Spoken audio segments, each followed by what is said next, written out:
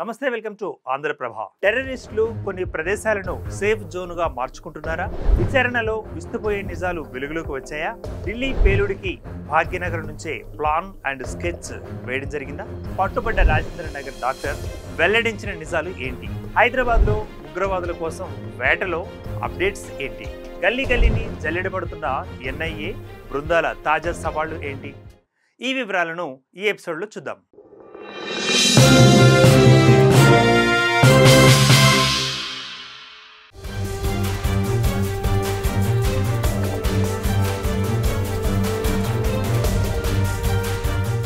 దేశంలో ఎక్కడ ఉగ్రదాడులు జరిగినా, ఏ రాష్ట్రంలో ఉగ్ర కుట్రలు భగ్నమైనా వాటి మూలాలు మాత్రం హైదరాబాద్లో ఉంటున్నాయి. ఇది ఇప్పుడు తీవ్ర కలకలం రేపుతోంది. రాజధానిలో విధ్వంస చర్యలు తగ్గినా జాతీయ దర్యాప్తు సంస్థ వివిధ రాష్ట్రాల పోలీసుల సోదాల్లో హైదరాబాద్కు చెందిన వ్యక్తులు పట్టుబడడం ఆందోళన రేకెత్తిస్తోంది. తాజాగా గుజరాత్ ఏటీఎస్ పోలీసులు ముగ్గురిని అరెస్ట్ చేశారు. వారిలో హైదరాబాద్లోని రాజేంద్ర నగర్కు చెందిన డాక్టర్ అహ్మద్ మొహియుద్దీన్ సయ్యద్ ఉన్నాడు. విచారణలో ఢిల్లీ పేలుళ్లకు ఇక్కడి నుంచే పథక రచన జరిగిందని వెల్లడించారు. ఇక తనతో పాటు ఫరీదాబాద్, ఉత్తరప్రదేశ్లో ఉన్న డాక్టర్లు ఈ రచనలో భాగస్వాములని ఆయన తెలిపాడు. ఈ హైదరాబాదీ ఇచ్చిన సమాచారంతోనే ఇటు ఫరీదాబాద్లో అటు యూపీలో మొత్తం 5 టెర్రరిస్టులను అరెస్ట్ చేశారు పోలీసులు. ఇదే సమయంలో డాక్టర్ ఉమర్ అరెస్ట్ కాకుండా తప్పించుకొని అజ్ఞాతంలోకి వెళ్ళిపోయాడు. అతడే ఢిల్లీలో ఆత్మాహుతి దాడి చేసి 12 మంది మృతికి కారకుడైనట్లు స్పష్టం అవుతోంది. విజయనగరంలో బాంబు పేలుళ్ల రిహార్సల్స్కు సిద్ధమైన ఇద్దరిని ఈ ఏడాది మే నెలలో ఏపీ పోలీసులు అరెస్ట్ చేసిన విషయం తెలిసిందే. వీరిలో ఒకరు హైదరాబాద్లోని బోయగూడ రైల్ కళారంగ బస్తీకి చెందిన వ్యక్తిగా గుర్తించారు. 2 ఏళ్ల క్రితం మధ్యప్రదేశ్ ఏటీఎస్ పోలీసులు హైదరాబాద్లో 5 ఉగ్రవాదులను అరెస్ట్ చేశారు. చాలా ఏళ్ల నుంచి హైదరాబాద్ ఉగ్రవాదులకు సేఫ్ షెల్టర్గా ఉన్నట్లు అధికారులు భావిస్తున్నారు. ఇక తాజాగా ఢిల్లీ పేలుళ్ల నేపథ్యంలో అధికారుల అనుమానాలు నిజమయ్యాయి. ఢిల్లీ పేలుళ్ల నేపథ్యంలో హైదరాబాద్ నగరంలో హై అలర్ట్ కొనసాగుతోంది. ముఖ్యంగా రద్దీ ప్రాంతాలు, రైల్వే స్టేషన్లు, బస్టాండ్లలో తనిఖీలు కొనసాగుతున్నాయి. అనుమానిత ప్రాంతాల్లో ఎన్ఐఏ బృందాలు విస్తృతంగా గాలింపు చర్యలు చేపడుతున్నాయి. సోషల్ మీడియాలో ఎలాంటి వదంతులు వ్యాప్తి చెందకుండా సైబర్ పెట్రోలింగ్ నిర్వహిస్తున్నారు. శంషాబాద్ విమానాశ్రయంలోకి ఉగ్రవాదులు చొరబడితే ఎలా వ్యవహరిస్తారు అనే దానిపై భద్రతా సిబ్బంది మాక్ డ్రిల్ నిర్వహించారు. విమానాశ్రయంలో వాహనాలు, సామాగ్రి తనిఖీలను ముమ్మరం చేశారు. ఇక విమానాశ్రయంలోకి అడుగుపెట్టే ప్రతి వ్యక్తిని తనిఖీ చేస్తున్నారు పోలీసులు. ఎయిర్పోర్టుకు ప్రయాణికులు తప్ప వారి తరఫు బంధువులు, స్నేహితులు రావద్దని అధికారులు సూచనలు చేశారు.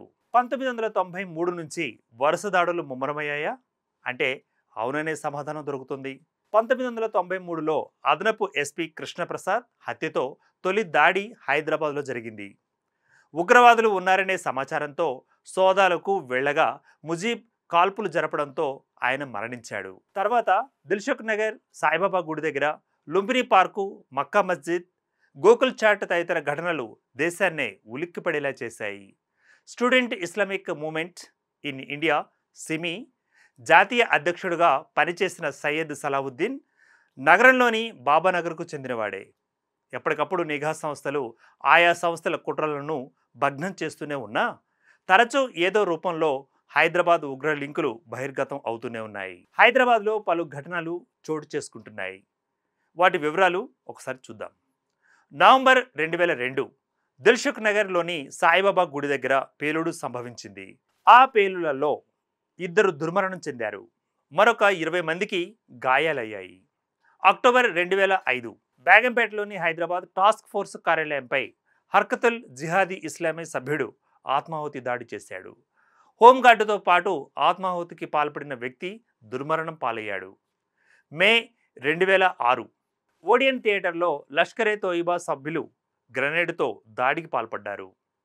ఇక మే 2007 పాత బస్తీలోని చారిత్రక మక్కా మస్జిద్లో దాడి జరగగా అందులో 16 మంది మరణించారు.